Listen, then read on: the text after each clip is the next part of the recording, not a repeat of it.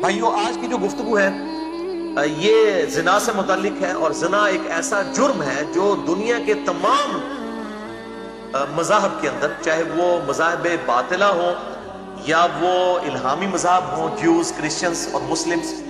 تمام مذاہب کے اندر اس کو بہت بڑا جرم سمجھا جاتا ہے۔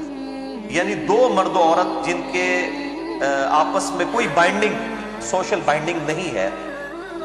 نکاح کی، اس کے بغیر وہ اپنے تعلق جو ہے وہ جنسی سیکس کے پوائنٹ آف ویو سے اڈاپٹ کرتے ہیں، اس کو زنا کہا جاتا ہے۔ اور خصوصاً یہ لفظ انٹرکورس اور جو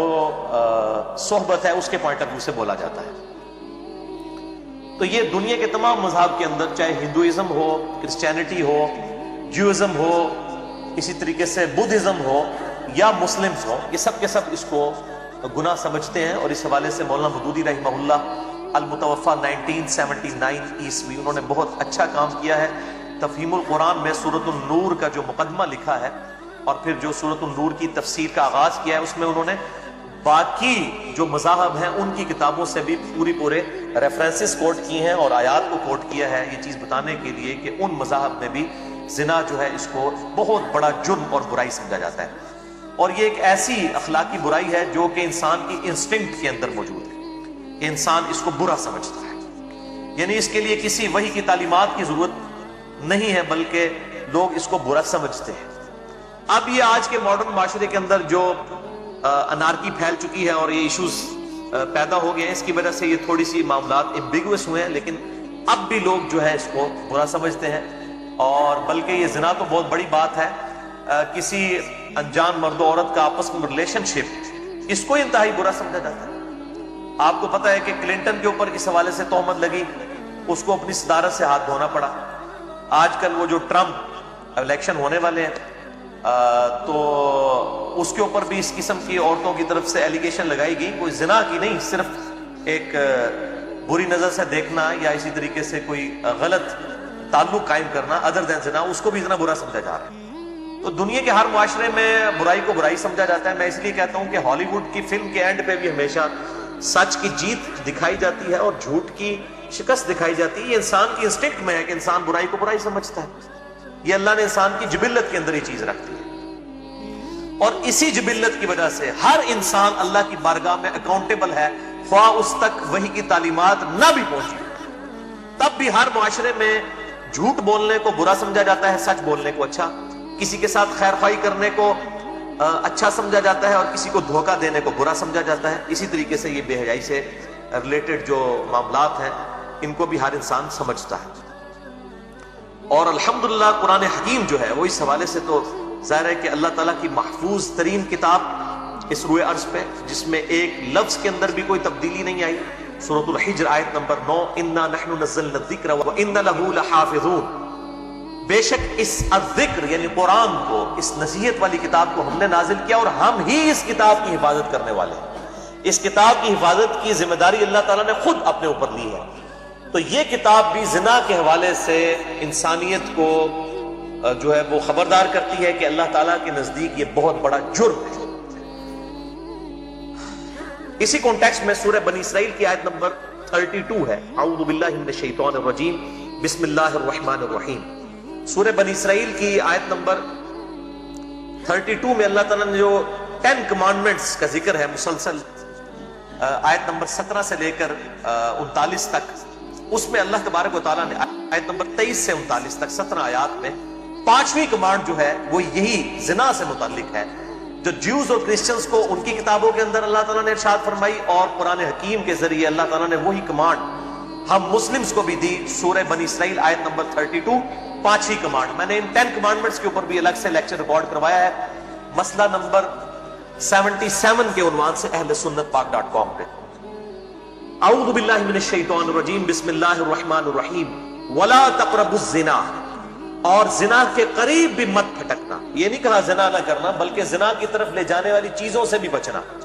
انہ کان فاحشۃ وساء سبیلا، بے شک یہ بہت بڑی بے حیائی ہے اور بہت ہی برائی کا کام ہے۔ زنا کے قریب بھی مت جانا، یعنی ہر وہ چیز جو زنا کی طرف لے جائے، خواہ وہ کوئی سوشل میڈیا پہ آنے والی خبر ہو، خواہ کوئی ویڈیو ہو، خواہ کوئی کسی چوراہے پر لگا ہوا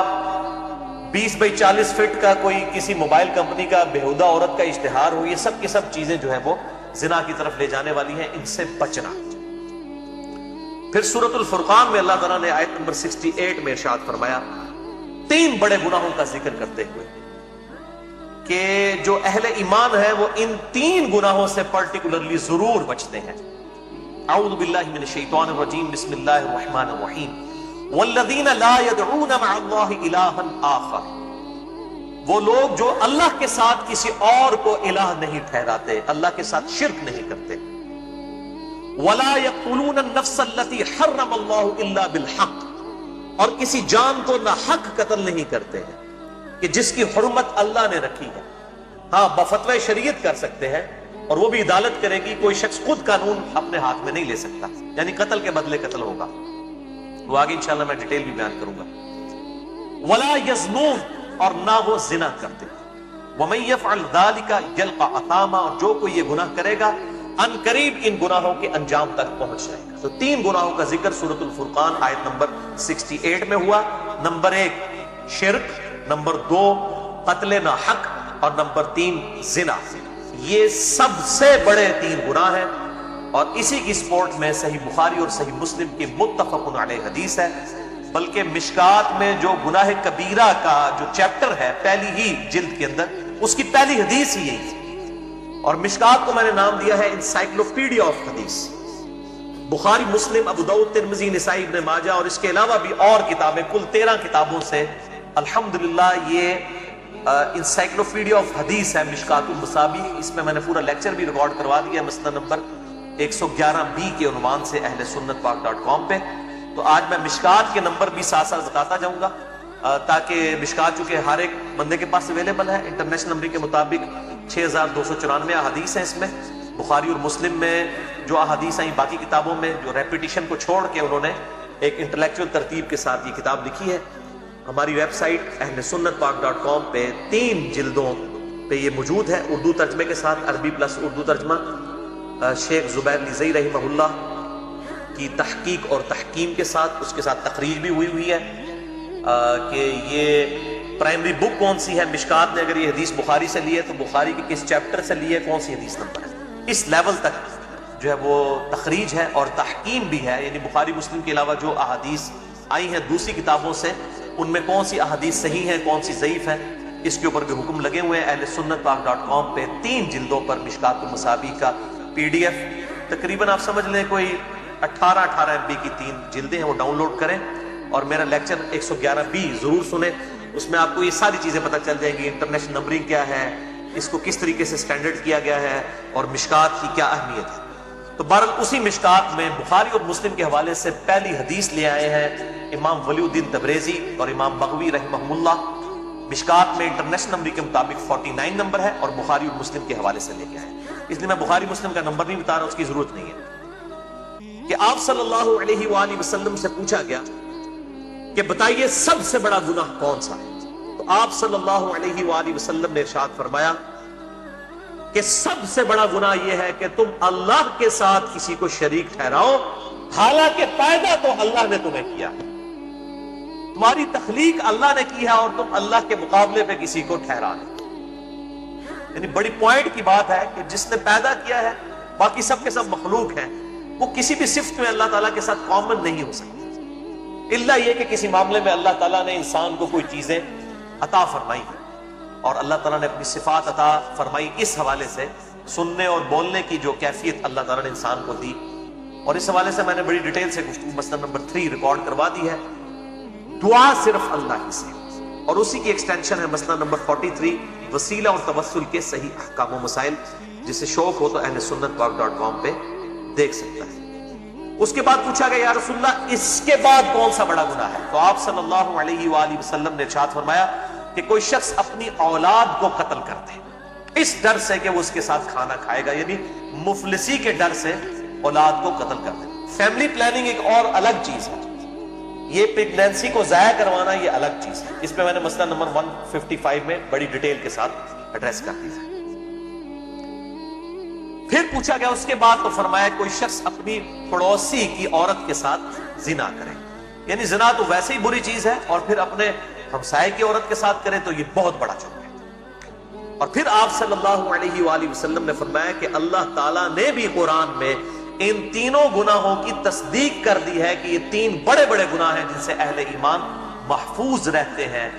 پوری تغدو کرنے کے بعد۔ اور پھر آپ صلی اللہ علیہ وآلہ وسلم نے سورۃ الفرقان کی وہی آیت تلاوت کی، آیت نمبر 68، والذین لا يدعون مع اللہ الہا آخر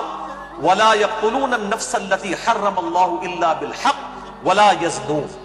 تو یہ آپ صلی اللہ علیہ وسلم کی بھی عادت تھی کہ آپ اپنی گفتگو کی سپورٹ میں بھی قرآن سے آیات پیش کیا کرتے تھے۔ تو گفتگو کی سپورٹ میں قرآن و سنت کو، احادیث کو پیش کرنا یہ ہمارے محبوب صلی اللہ علیہ وآلہ وسلم کی سنت ہے۔ اور بھائیو اسی حوالے سے مشکات میں 53 نمبر حدیث ہے، صحیح بخاری اور صحیح مسلم کی متفق علیہ حدیث، اسی چیپٹر کہ آپ صلی اللہ علیہ وسلم نے فرمایا ہے کہ جب زانی زنا کرتا ہے تو وہ اس وقت مومن نہیں رہتا، اس میں سے ایمان نکل جاتا ہے۔ اور اسی کی ایکسٹینشن ہے سنن ابی داؤد میں ایک حدیث ہے جو مشکات میں 60 نمبر پہ ہے کہ آپ صلی اللہ علیہ وسلم نے فرمایا کہ جب زانی زنا کرتا ہے وہ اس وقت مومن نہیں رہتا۔ مسلم کے تو الفاظ ہیں اور ساتھ اگلے الفاظ ہیں کہ اس کا ایمان اس میں سے نکل کر اس کے سر پر منڈلانے رکھتا ہے چھتری کی طرح، حتیٰ کہ وہ شخص توبہ کرے اور اللہ کی طرف رجوع لائے تو پھر ایمان واپس آتا ہے۔ وَلِعَوْذُ بِاللَّهِ تَعَالَى۔ تو یہ بڑا خطرناک معاملہ ہے، اور اس حوالے سے وہ حدیث بھی بڑی بہت ڈرانے والی حدیث ہے، صحیح بخاری اور صحیح مسلم کی متفق علیہ حدیث ہے، اور مشکات میں موجود ہے انٹرنیشنل نمبر کے مطابق 86 نمبر کہ آپ صلی اللہ علیہ وآلہ وسلم نے فرمایا کہ آنکھوں کا زنا دیکھنا ہے، کانوں کا زنا سننا ہے، ہاتھوں کا زنا پکڑنا ہے، اور پاؤں کا زنا چل کر جانا ہے، اور دل کا زنا سوچنا ہے، نفس آرزو کرتا ہے اور شرمگاہ اس کی تصدیق کر دیتی ہے۔ وَلِعَوْذُ بِاللَّهِ تَعَالَى۔ یہ بہت اس حوالے سے الارمنگ چیز ہے، اور میں نے الگ سے بھی مسئلہ نمبر 155 میں بھی اس کو ایڈریس کیا۔ بہرحال یہ سورۃ الفرقان کی آیت نمبر 68 کو میں نے ڈسکس کیا۔ سورۃ الفرقان کا جو آخری رکوع ہے یہ بہت اہم ہے، اور خصوصاً آخری جو 15 آیات ہیں ان کے کانٹیکسٹ میں نے مسئلہ نمبر 120 بھی ریکارڈ کروایا ہے اہل سنت پاک.com پر۔ اہل ایمان کی 12 خصوصیات، 12 اوصاف اللہ کے صحیح اولیاء اللہ کے کیا ہیں، ان میں نے یہ بڑی ڈیٹیل کے ساتھ سورۃ الفرقان کی آخری 15 آیات کو، جس میں آیت نمبر 68 بھی شامل ہے، ڈسکس کیا ہے۔ جسے شوق ہو تو وہ اس کو دیکھ سکتا ہے۔